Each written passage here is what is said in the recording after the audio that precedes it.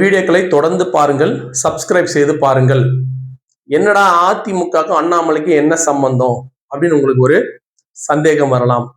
இப்ப பாத்தீங்கன்னா அதிமுகவை நான் பல முறை சொல்லியிருக்கிறேன். இது புரட்சி தலைவர் எம்ஜிஆர், வாழும் கடவுள் திரு எம்ஜிஆர் அவர்களால் தோற்றுவிக்கப்பட்ட ஒரு கட்சி.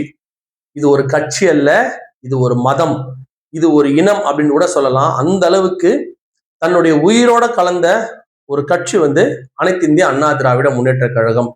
பல பேருக்கு, பல கோடி பேருக்கு தன் உயிருடன் கலந்த கட்சி அதிமுக.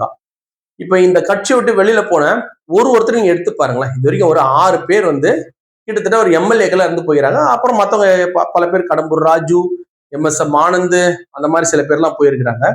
இந்த 6 பேருமே எம்எல்ஏவா இருந்து சென்ற 6 பேருமே அதுல யாருக்குமே அந்த ஒரு ரத்தம் ஓடுதுன்னா கண்டிப்பா அவங்களுக்கு ஓடுது. அவங்களுக்கு வேற வழி இல்லை. இப்போ அதுதான் உண்மை. என்ன விஷயம் அப்படின்னா, விஜயபாஸ்கர் 2 பேர் மேலேயுமே பல கேஸுங்க இருக்கு. இப்ப நீங்க பார்த்திருப்பீங்க, இன்னைக்கு திரு அனிதா ராதாகிருஷ்ணன், ஏவா வேலு மற்றும் திரு செந்தில் பாலாஜி திரு விஜய் அவர்கள் எப்படி துரத்துறாரு அப்படின்ட்டு. ஏன்னா அவருக்கு பிரச்சனை.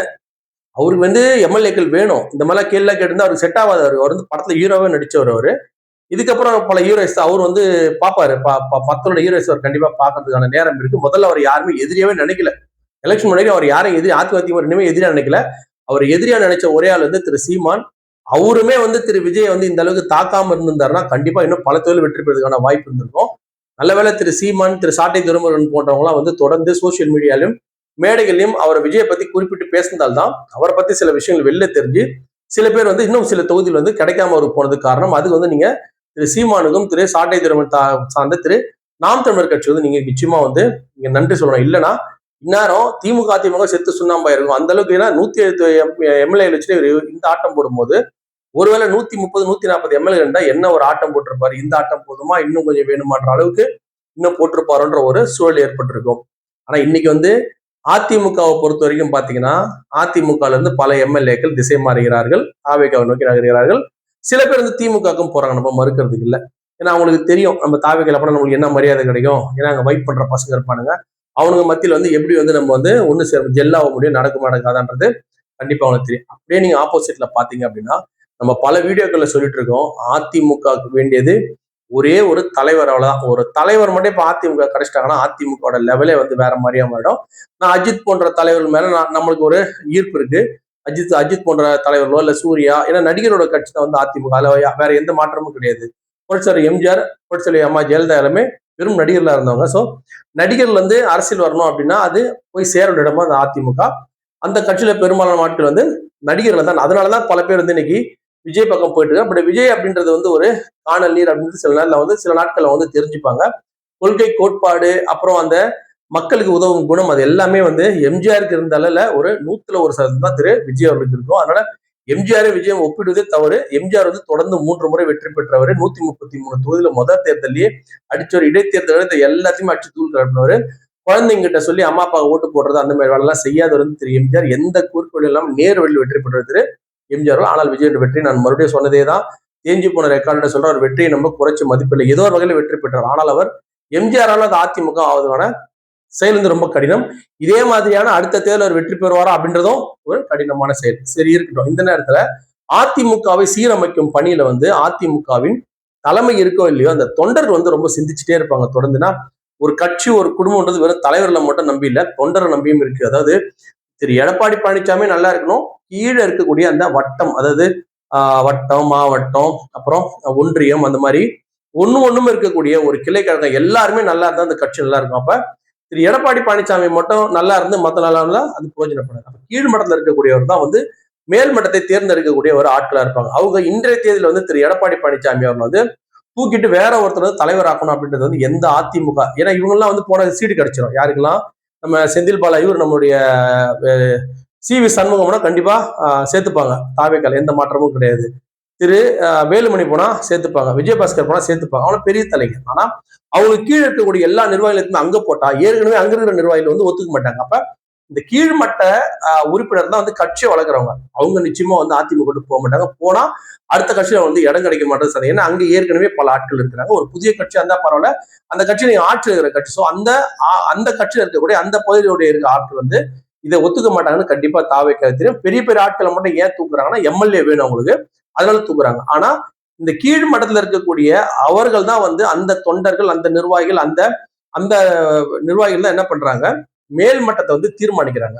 அப்ப அவங்களோட மற்றொரு ஆசை என்னவா இருக்கு அப்படின்னா, திரு அண்ணாமலை அவர்கள் வந்து நம்ம ஏன் வந்து எடப்பாடியாருக்கு அடுத்தது நம்ம எடுத்து வரக்கூடாது அப்படின்ற ஒரு எண்ணம் வந்து இன்னைக்கு பல பேர் மத்தியில வந்து வந்திருக்கு. அவங்க எப்படி நம்ம அண்ணாமலை வந்து கட்சிகளை அழைக்கலாமா அப்படின்ட்டு கொஞ்சம் ஒரு சீக்கிரமா போயிட்டு நம்முடைய எடப்பாடி கிட்ட வந்து பேசுவதற்கான வாய்ப்புகள் அதிகமா இருக்கிறதா இது பேசப்படுது. இது வந்து சரியா இருக்குமா? நம்ம ஏற்கனவே வந்து திரு தினகரன் அவர்களையும் வந்து இதே மாதிரி ஒரு கான்செப்ட் வச்சிருக்கோம்னா, தினகரன் வந்து என்ன அப்படின்னா எல்லாத்தையுமே ரொம்ப சாஃப்டா ஹேண்டில் பண்ணுவாரு. அவர் வந்து அதிமுக கட்சியில நீங்க பாத்தீங்கன்னா ஜெயலலிதா அம்மா பேசுற பேச்சு நீங்க கொஞ்சம் அப்படி ரிவர்ஸ் பண்ணி பாத்தீங்கன்னா திரு எடப்பாடியார் பேசுற பேச்சை பாத்தீங்கன்னாலுமே வந்து ஒரு பவர்ஃபுல் ஸ்பீச்சா இருக்கும், பவர்ஃபுல்லா இருக்கும். அவர் வந்து பயப்படாம கொள்ளாம திரு எடப்பாடி அவர்கள் கூட பாத்தீங்கன்னா பிஜேபி எல்லாம் பயப்படவே இல்லை. அவர் திமுக யாருமே பண்ணல, யார் என்ன வேணா பண்ணீங்க. கொடநாடு கேஸ்லாம் வந்து அவர் டச் கூட பண்ண முடியாது. இப்ப நினைச்சா திரு விஜய் தான் டச் பண்ணலாம், டச் பண்ணி பார்க்கறதுக்கான வாய்ப்பு இருக்கு. பண்றாரான்னு நம்ம பொறுத்து இருந்து பார்ப்போம். ஆனா எப்படி இருந்தாலுமே யாருக்குமே பயப்படாத ஒரு தன்மை கொண்டு திரு எடப்பாடி பழனிசாமி இருக்கும். ஆனா தினகரன் வந்து அப்படி கிடையாது. தினகரனுடைய போக்கு வந்து வேற மாதிரி இருக்கும். ரொம்ப சாஃப்டா ஹேண்டில் பண்ணாது. அது எல்லா அதிமுக மக்களுக்கும் புரியாது, பிடிக்காது. அவங்களுக்கு வந்து ஒரு வீரமான ஆள் வேணும். அப்படி வீரமான ஆள் வேணும் அப்படின்னா அவங்க ஆட்டோமேட்டிக்கா திரு அண்ணாமலை அவர்கள் வந்து பார்க்கறது எந்த தப்புமே கிடையாது. அவர் ஒரு இளைஞர், கிட்டத்தட்ட 40-43 வயசு தான் அவருக்கு ஆகுது. அவர் வந்து நல்ல ஒரு ஐபிஎஸ் படித்த ஒரு இளைஞர், தமிழர், பிளஸ் வந்து எல்லா இந்தியா முழுவதும் வந்து ஒரு பரிச்சயமான ஒரு நபர். இன்றைய பிஜேபி இருந்து வெளில வந்து தனியா வந்து ஒரு வி ஆர் த லீடர்ஸ் ஒரு அமைப்பை நடத்துறாரு. இது கட்சி சின்ன ஆரம்பிக்கல. ஸோ அப்படியாப்பட்ட நேரத்தில் அவருக்கு சரியான செல்வாக்கு வந்து தமிழ்நாட்டு இளைஞர் மத்தியில இருக்கு. ஸோ அவர் வந்து அதிமுகவில் வந்து உள்ள சேரும் போது அவருடைய பவர் வந்து இளைஞர் வந்து கண்டிப்பா அந்த கட்சியில இழுத்து வருவதற்கான பல வாய்ப்புகள் இருக்கு. அப்படின்ற பட்சத்துல திரு அண்ணாமலை அவர்கள் வந்து ஏன் வந்து அதிமுகவை வழி நடத்தக்கூடிய அடுத்த கட்ட தலைவராக மாறக்கூடாது அப்படின்னு பேசிட்டு இருக்காங்க. இது ரொம்ப அருமையான ஒரு ஐடியா அப்படின்றது எந்த மாற்று கருத்து முடியும். நம்ம ஏற்கனவே நம்ம சொல்லியிருந்தோம், நம்மளுடைய அடுத்த கட்ட தலைவர்னு சொல்லிட்டு திரு சீமான், திரு உதயநிதி ஸ்டாலின், திரு அண்ணாமலை அவர்கள் தான் அடுத்த கட்ட தலைவர் சொல்லி நம்ம ஒரு லிஸ்ட் வச்சிருந்தோம். ஏன்னா திரு விஜய் நம்ம இன்னைக்குமே வந்து அடுத்த கட்ட தலைவர் நம்ம லிஸ்ட்ல எடுத்துல. காரணம் அவருடைய செய்யற எந்த செயலுமே பாத்தீங்கன்னா ஒரு புதுமையான விஷயமா இல்ல, ரொம்ப பழமையான விஷயத்துல அவர் மறுபடியும் போயிட்டு இருக்காரு தவிர ஒரு புதுமையா வந்து எதுவுமே அவர் செய்ய தயாரா இல்ல. பழையபடி கைது, பழையபடி பழி வாங்குதல், பழைய மாதிரி அந்த பெயிண்ட் அடிச்ச மேலே அதே பெயிண்ட் தான் அடிக்கிறாரு. முதல்ல கருப்பு பெயிண்ட் இப்ப சிவப்பு பெயிண்ட் அடிக்கிறாரு தவிர அந்த செவுத்தியை இடிச்சு கட்டக்கூடிய அளவுக்கு ஒரு அரசியல்வாதியா திரு விஜய் அவர்கள் இல்ல.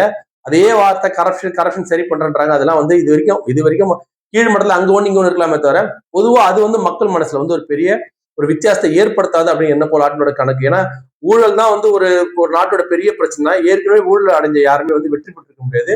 அவங்க ஊழல் நாட்டுக்கு இவங்க என்ன பண்ணாங்க அப்படின்றது ஒரு மிக முக்கியமா பேசப்படுது. அந்த வகையில பாத்தீங்கன்னா இன்னைக்கு கூட பல திருப்பரங்குன்ற மலையை அளக்கிற விஷயம் ஒரு மேல கோர்ட்ல ஜி.ஆர். சுவாமிநாதன் சொல்லிட்டு இருக்காரு. அது விஷயமா என்னன்றது நம்ம மக்கள் மத்தியில வரவே இல்லை. ஒரு சில ராதாகிருஷ்ணன், செந்தில் பாலாஜி தம்பி, அப்புறம் ஏவாவல்ன்ற திசை திருப்பினாளர் இருக்கிறத ஒழுங்கா எதிர்பார்க்க மாட்டாங்க. இதை வந்து இளைஞர்கள் எதிர்பார்த்தாங்களா அப்படின்றது ஒரு மிகப்பெரிய கேள்விக்குறி. இளைஞர்கள் எதிர்பார்த்த அந்த விஷயத்தை வந்து திரு அண்ணாமலை பூர்த்தி செய்வதற்கான அதிகமான வாய்ப்புகள் இருக்கு. எனவே திரு அண்ணாமலை போன்றவர்கள் வந்து அதிமுகல வரும்போது இந்த பிரிந்து சென்றவர்களால் ஏற்பட்ட இழப்பு வந்து ரொம்ப சாதாரணமா சரி செய்யப்படுவதற்கான அதிகமான வாய்ப்புகள் இருக்கு. எனவே இந்த அண்ணாமலை அதிமுகவுக்குள் வருவார் அப்படின்னு பேசப்பட்டிருக்கும் இந்த பேச்சை பல அதிமுகவினர் கடுமையாக வரவேற்பார்கள் என்பதுதான் நிதர்சனமான உண்மை.